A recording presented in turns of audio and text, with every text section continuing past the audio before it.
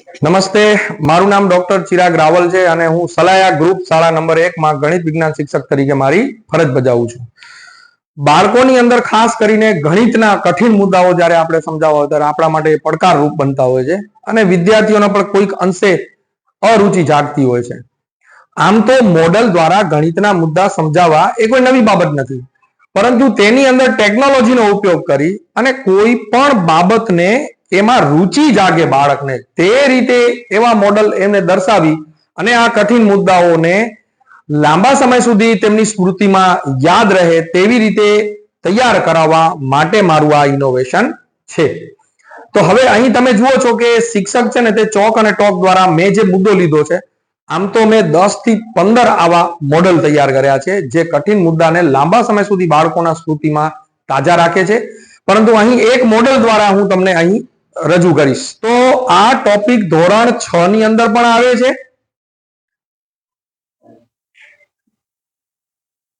ધોરણ 7 ની અંદર પણ આવે છે, ધોરણ 8 ની અંદર પણ આવે છે, ધોરણ 9 ની અંદર પણ આવે છે અને ધોરણ 10 ની અંદર પણ આ ટોપિક આવે છે. એવો આ ટોપિક કરીશ. તો તમે અહીં જોવો છો કે શિક્ષક છે તે સૌપ્રથમ બે સમાંતર રેખાની છેદિકાથી બનતા ખૂણાઓ સમજાવે છે. તો બે સમાંતર રેખા શું છે, છેદિકા શું છે અને તેનાથી બનતા ખૂણા, તે બાળકો માટે એવું લાગે છે કે આ નવી વસ્તુ આવી છે. પણ આ કઠિન મુદ્દાને આપણે હવે જોઈએ કે મોડલ દ્વારા જે મેં મોડલ આ બનાવ્યો છે એનાથી આપણે કેવી રીતે રજૂ કરી શકશું અને બાળકોના મગજમાં કેવી રીતે એના મગજમાં સરળતાથી અને ઝડપથી યાદ રહે છે. તો તમે અહીં જોશો ને તો આ મોડલની અંદર એલઈડી મેં ગોઠવી દીધી છે. હવે આ બાળકને કહેવાનું છે આ રિમોટ અને રિમોટ થી હાલે છે, એટલે એનામાં એક જાતનો એક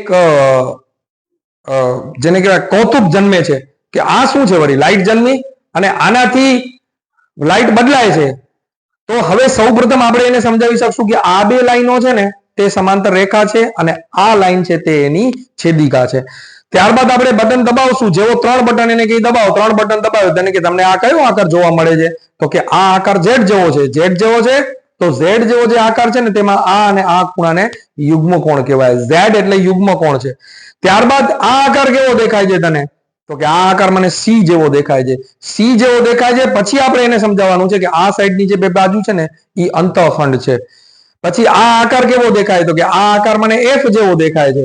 તો એફ માં આપણે એને અનુકોણ સમજાવશું અને ત્યારબાદ આપણે એને કહેશું કે અલગ અલગ આકાર પ્રમાણે તને હવે યાદ રહી ગયા અને આ બધા, અને એમાં આપણે આવી રીતે જે ક્રોસ દેખાય છે એમાં આપણે એને અભિકોણ સમજાવી શકશું. આ મોડલ, આ એલઈડી તેમજ આ જે રિમોટ થી થતું જે કાર્ય છે ને તે માત્ર ઉદ્દીપક તરીકે કામ કરે છે. જેમ પ્રક્રિયાની અંદર ઉદ્દીપક પ્રક્રિયામાં ભાગ નથી લેતો, પ્રક્રિયાનો વેગ વધારે છે, બાળકોને આવા મોડલ એને આ ગણિતના મુદ્દા તરફ આકર્ષે છે, આકર્ષી અને મુદ્દા સમજાવે છે. અને સમજાઈ ગયા બાદ પછી આ જે મોડલ છે એ સ્કીપ થઈ જાય છે અને આપણે એને આમાંથી આમાં વાળવાનો છે કે આવા તમે બનાવો તો આ તમારાથી બને છે અને એ પોતે બનાવશે. અને ત્યારબાદ એમાં એક વિદ્યાર્થી લાકડાનું મોડલ બનાવે તે આપણે આની અંદર જોઈએ ઝડપથી, એટલે તમને ખ્યાલ પડી જશે કે કેવી રીતે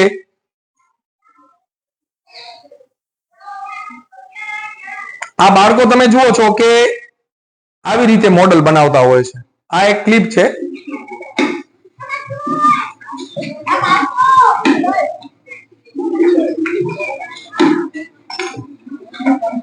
સરસ આશિક, તને મોડલ સમજાણો બરાબર? બરાબર રીતે સમજાઈ ગયું. એમ તો આમાં ક્યાં છે બે સમાંતર રેખા, ક્યાં છે આ સમાંતર રેખા છે અને આ છેદિકા છે. બહુ સરસ. તો એનાથી બનતા ખૂણા નહીં તને આ મોડલ થી સમજાઈ જાય?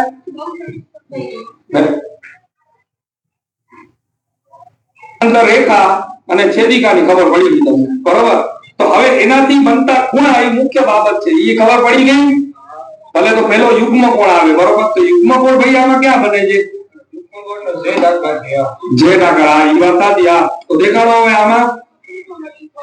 Very good. હા, બહુ સરસ. Very good, very good. વાહ. હવે અહીં ખૂબ જ અગત્યની બાબત આ છે કે અહીં આપણે આ જે મોડલ તૈયાર કર્યું છે ને એની અંદર પ્રવૃત્તિની અંદર પેડાગોજી, 21મી સદીના કૌશલ્ય, અભ્યાસક્રમના ઉદ્દેશો એટલે કે કરિક્યુલમ ગોલ અને અધ્યયન નિષ્પત્તિ એ પણ સિદ્ધ થાય છે. એક મોડલ સમજાવવાથી અથવા બાળકો દ્વારા આવી જ રીતે મૂલ્યાંકન પણ આપણે લઈ શકીએ. જેવી રીતે મેં પૂછ્યું કે ભાઈ તમને આ મુદ્દો સમજાણો છે અને એમાં પ્રવૃત્તિ દ્વારા અધ્યયન, ટેકનોલોજી, સંકલિત અધ્યયન અને રમકડા આધારિત અધ્યયન, આટલી પેડાગોજી, આ 21મી સદીના કૌશલ્યો અને આ અભ્યાસક્રમના ઉદ્દેશો અને આ અધ્યયન નિષ્પત્તિ. તો આટલી કૌશલ્યો, અધ્યયન નિષ્પત્તિ જે ખાસ અત્યારે શિક્ષણ વિભાગ આપણો આગ્રહ રાખે છે કે તમે આટલી કમસે કમ અધ્યયન નિષ્પત્તિઓ એમાં બાળકો પાસેથી સિદ્ધ કરાવો. તો આ એક મોડલ બાળક બનાવે છે અને પોતાની રીતે બોલે ને તો આટલી અધ્યયન નિષ્પત્તિઓ, આટલી સ્કિલ 21મી સદીના કૌશલ્યો એની અંદર સિદ્ધ થાય છે. આપણે બાળકોને મોડલ રમકડા બનાવવા માટે આપવાના છે અને એના દ્વારા જે અમૂર્ત બાબત છે, સમાંતર રેખા, છેદિકા, યુગ્મકોણ, અંતઃખંડ, તે અમૂર્ત બાબત તેનામાંથી લઈ અને ત્યારબાદ એને સ્કીપ કરી નાખવાની છે અને જે મેઇન ટોપિક છે તે તેના મગજમાં લાંબા સમય સુધી, કારણ કે તે પોતે બનાવે છે. અને આવા ઘણા બધા વિડિયા તેમજ તૈયાર કેમ કરે છે એના પણ મારી પાસે આની અંદર એની સાથે આપણે એટેચ કર્યા છે. તો હું આશા રાખું છું કે મારું જે ઇનોવેશન છે તે માત્ર મોડલ પૂરતો ન સીમિત રહેતા મોડલની અંદર જે ઇનોવેટિવ એટલે કે અત્યારની ટેકનોલોજીનો ઉપયોગ કરી અને જો આપણે મોડલ બાળકોને સમજાવશું તો જે આ કઠિન મુદ્દા છે તે બાળકોને સરળતાથી સમજાઈ જશે. આભાર. જય વિજ્ઞાન.